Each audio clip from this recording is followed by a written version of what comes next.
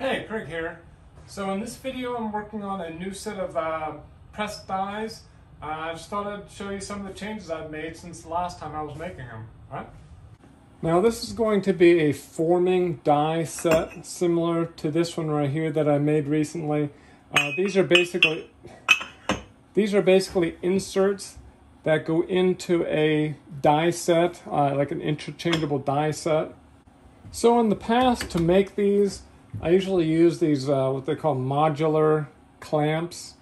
But after using them for a while, I don't know, they're just kind of a hassle. I mean, you kind of need to use these if you're working with something really big, like outside the working envelope of the mill. But since these are just 6 by 8.5, I just decided I'm going to start using the vise for something like this.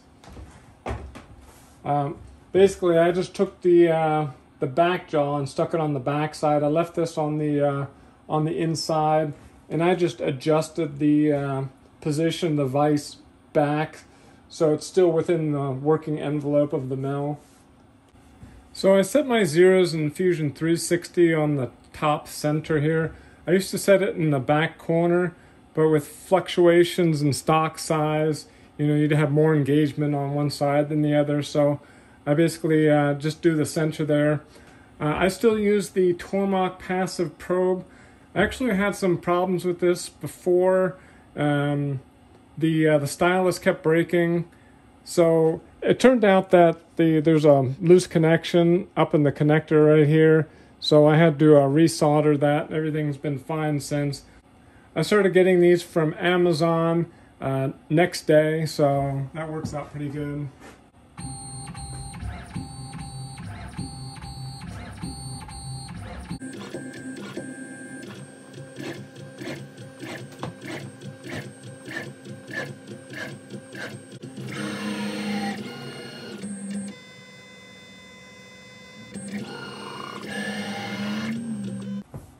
So I usually probe in the center for my Z0, and then I go around the outside to double check to see what the heights are there.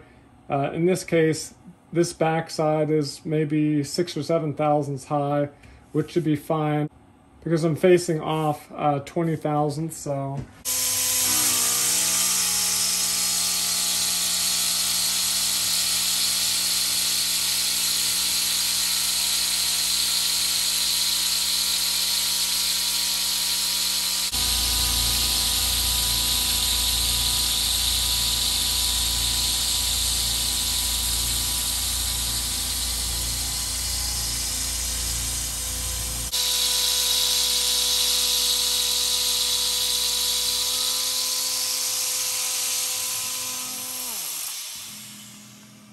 Okay, that was the facing operation. That was actually kind of slow. That was 3,500 RPM at 30 inches a minute. I actually hadn't updated the feeds and speeds on that. The next one will be better.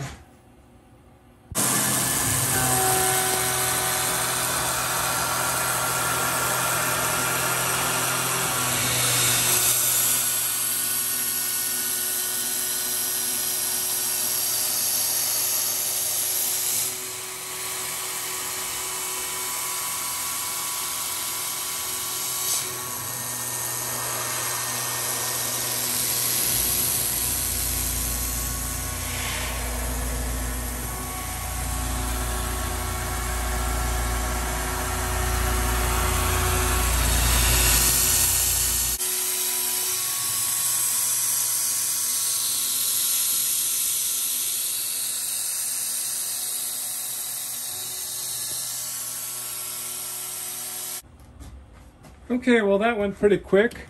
That was about 3 to 4 minutes. That was with a 3/8 3-flute from YG. That was 7,000 RPM, 63 inches a minute. The depth of cut was 435 thousandths, I believe it was, just under a half an inch. 30 thousandths width of cut. So forgot to mention on the previous tool was the 38 millimeter from Tormach. Right?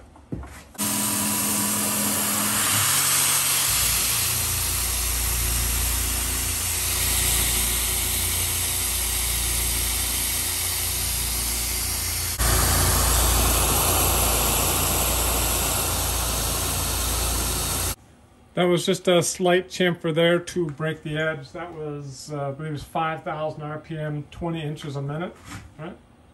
Okay, well I drilled 2/4 20 tap holes to hold the die into the die set, but for some reason it didn't record. That was at, I believe it was 3,200 RPM, 10 inches a minute. Okay, so moving on to the second ops. For those of you who haven't seen the videos on this, I actually made a special fixture plate just for these dies that fits this shape here.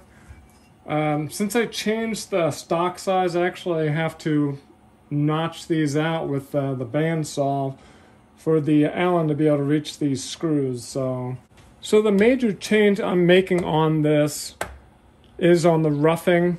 For the longest time I was using this 25 millimeter to remove most of the material, and I'm actually trying to go over to just the 3 flute 3/8 end mill.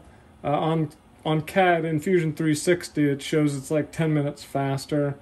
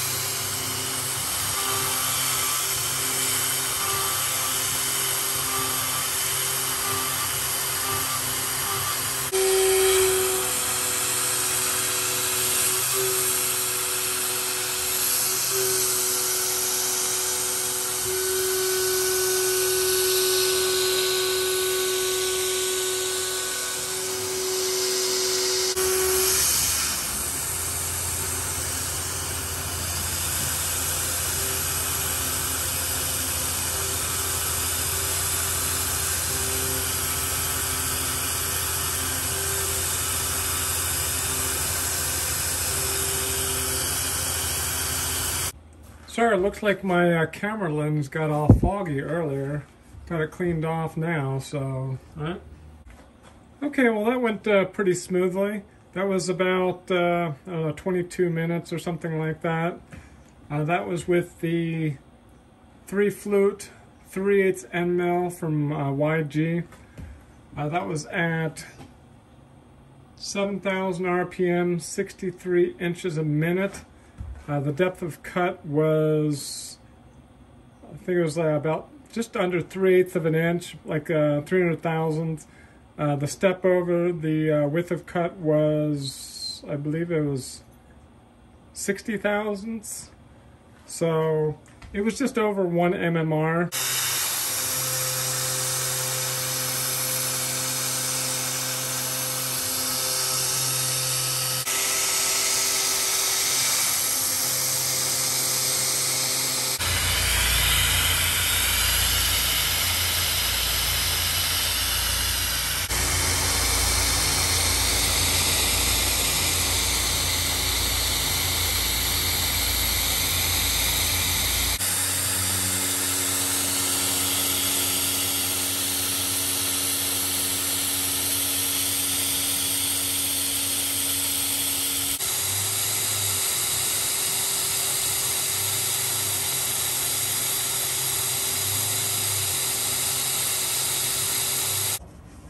Okay, there were a few details that I missed here. I didn't pocket this. I wasn't pocketing this with the other tool because it was so wide, but it looks pretty bad like this. Also, I need to do a chamfer on this hole right here, so...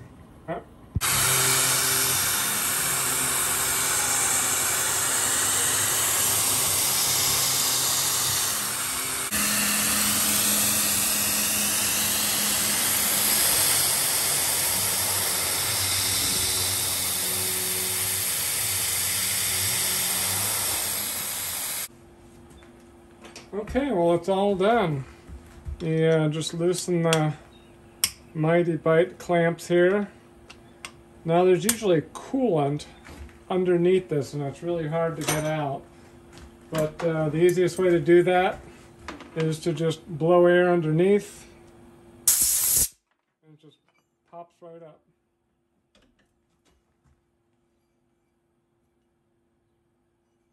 Cool.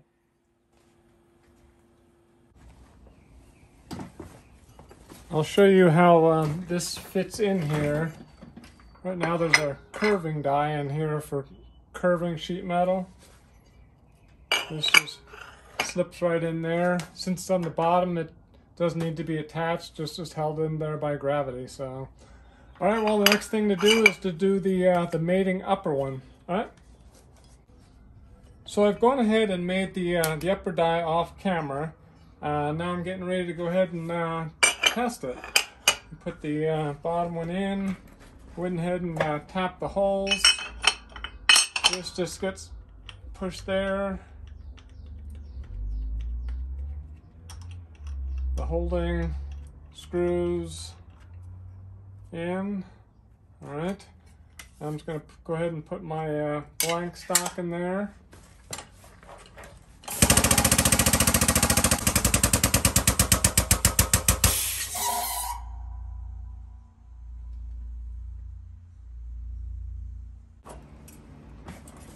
Sorry I didn't have the right springs on there. Unfortunately, I couldn't find the perfect set of springs that would work for both stamping and curving.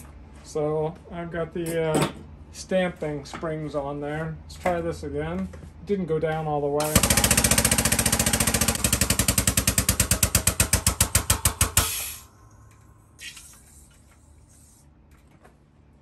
Okay, that worked better there. All right, there it is. Cool. All right, well, if you like this video, I'd appreciate the thumbs up. Feel free to leave any comments. If you have any questions, put them down below. If you'd like to subscribe, there should be a subscribe button over here somewhere. And I guess I better start cleaning up the floor.